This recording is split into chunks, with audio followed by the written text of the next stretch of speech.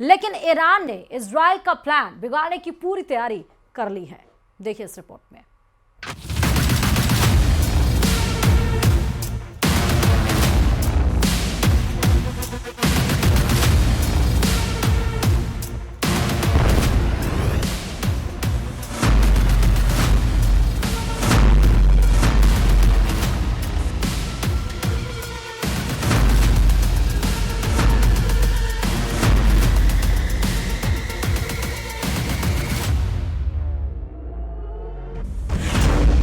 क्या ईरान पर अब ऐसे धमाके होने वाले हैं? क्या ईरान पर हमले के लिए नेतन्याहू को दुनिया का सबसे खतरनाक हथियार मिलने जा रहा है? तेहरान में ये धमाका और रेड लाइट पर खड़ी कारों के उड़ते हुए चीथड़े।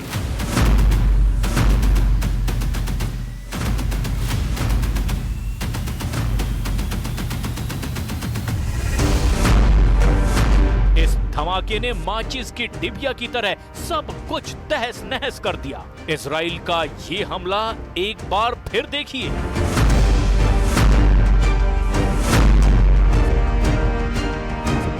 इस धमाके को देखकर किसी के भी रोंगटे खड़े हो जाएंगे। ये तेहरान पर हमले का वीडियो है। अब इजराइल इस धमाके से 10 गुना ताकत वाला ब्लास्ट करना चाहता है। ऐसा सिग्नल अमेरिका से मिल चुका है, क्योंकि अमेरिका में डिमांड उठ रही है कि B-2 बॉम्बर अब इजराइल को दे दिया जाए। अमेरिका के 2 सांसदों ने एक विधेयक पेश किया है जिसके मुताबिक अमेरिका के राष्ट्रपति के पास इजराइल को दुनिया का सबसे खतरनाक बम GBU-57 और उसे लॉन्च करने वाला विमान देने का अधिकार होगा। ये सांसद हैं डेमोक्रेट जॉश गॉटहाइमर और दूसरे हैं रिपब्लिकन माइक लॉलर। दोनों ने जो विधेयक पेश किया है उसका नाम है बंकर बस्टर एक्ट। इस एक्ट के तहत वो चाहते हैं कि इजराइल को स्टेल्थ बॉम्बर B-2 दे दिया जाए, साथ में दुनिया का सबसे खतरनाक बम GBU-57 भी दिया जाए।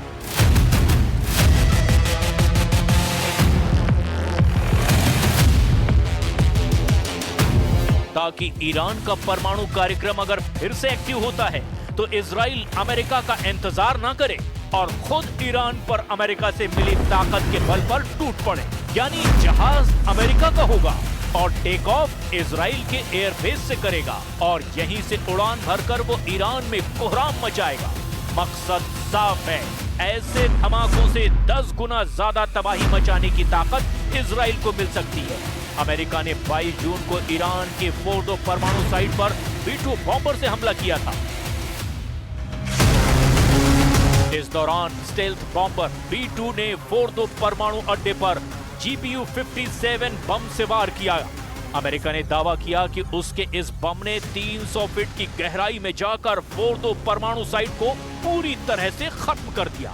इस स्ट्राइक में फोर्डो पर 14 बम गिराए गए।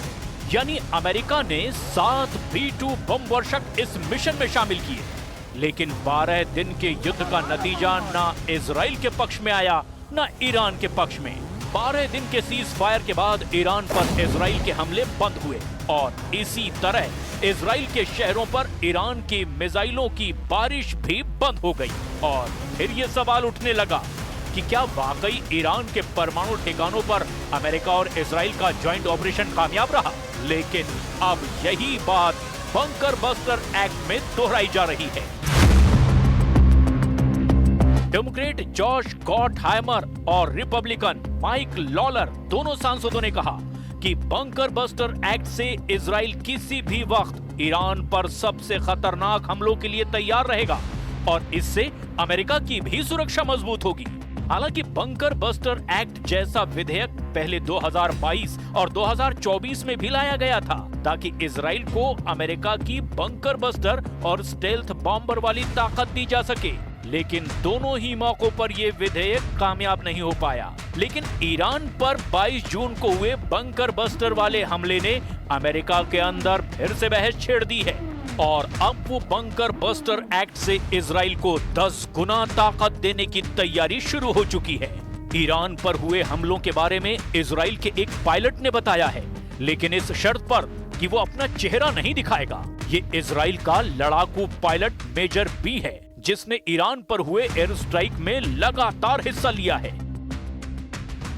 We had to sacrifice so much planning and flight time and operational tactics in order to come to this portion of the operation where you understand what you're doing.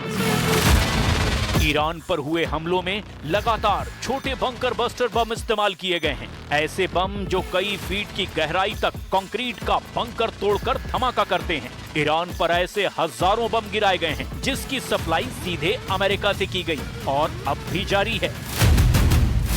America अब Israel को 7,000 से ज्यादा bunker buster bomb पहुंचाने वाला है। ये बम आसमान के रास्ते भी पहुंचाए जाएंगे और समंदर के रास्ते यानी कार्गो शिप से भी इजराइल को सप्लाई किए जाएंगे। ये एक तरह से इजराइल और अमेरिका के बीच बम हाईवे कायम करेंगे, जिसके टारगेट पर ईरान ही नजर आ रहा है। ये डोनाल्ड ट्रंप का नेतन्याहू को बहुत बड़ा धमाकेदार तोहफा है। डर ये है कि इस तोहफे के पीछे ईरान से युद्ध का दूसरा राउंड लड़ने की तैयारी कर ली गई है। इजराइल की एयरफोर्स फिर से सुपर एक्टिव मोड में है। इजराइल के एयरबेस पर लगातार काम चल रहा है। ये है अमेरिका से सप्लाई किया गया MK-84 बंकर बस्टर बम। इसी बम से इजराइल ने अब तक गाजा के कोने कोने को मिट्टी में मिलाया है। ईरान पर भी ऐसे ही बमों से हमले किए गए हैं, लेकिन जुलाई को लेकर ट्रंप और नेतन्याहू की जो तैयारी है वो एक लंबे युद्ध की तरफ इशारा कर रही है। 2000 पाउंड या फिर 900 किलो के इस बम की ताकत क्या है, आप धमाकों को देखकर समझ सकते हैं। जब ये बम गिरता है तो ऐसा धमाका होता है जो पूरी बिल्डिंग को गिरा देता है। ऐसी तस्वीरें पिछले 15 महीने में गाजा में भी देखी गई और लेबनान की राजधानी बेरूत में भी देखी गई हैं।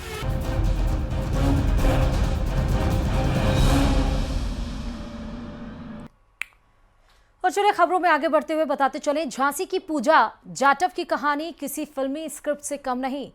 3 रिश्ते, 3 शहर और एक खौफनाक मर्डर प्लान, वो भी सिर्फ 8 बीघा जमीन के लिए।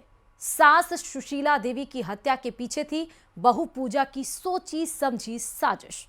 इसमें उसका साथ दिया उसकी बहन और उसके प्रेमी ने। देखिए रिपोर्ट।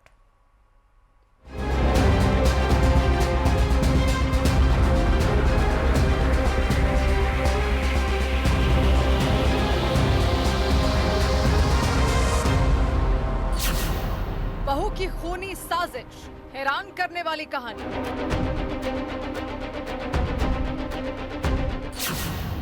बहन और प्रेमी के साथ मिलकर हत्या।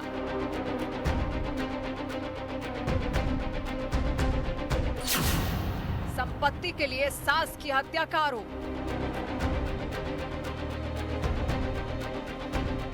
खूबसूरत चेहरा लेकिन इरादे बेहद खतरनाक। शातिर दिमाग वाली पूजा 6 साल तक ससुराल में रही, पर किसी को उस पर शक नहीं हुआ। झांसी के कुम्हरिया गांव में 24 जून को एक बुजुर्ग महिला सुशीला का कत्ल हो गया। मर्डर को डकैती का रूप देने की कोशिश की गई, लेकिन पुलिस की जांच में एक बड़ी साजिश का खुलासा हुआ। पुलिस ने जब तफ्तीश शुरू की तो पता चला कि घर की छोटी बहू पूजा ने ही अपनी सास सुशीला का कत्ल करवाया था।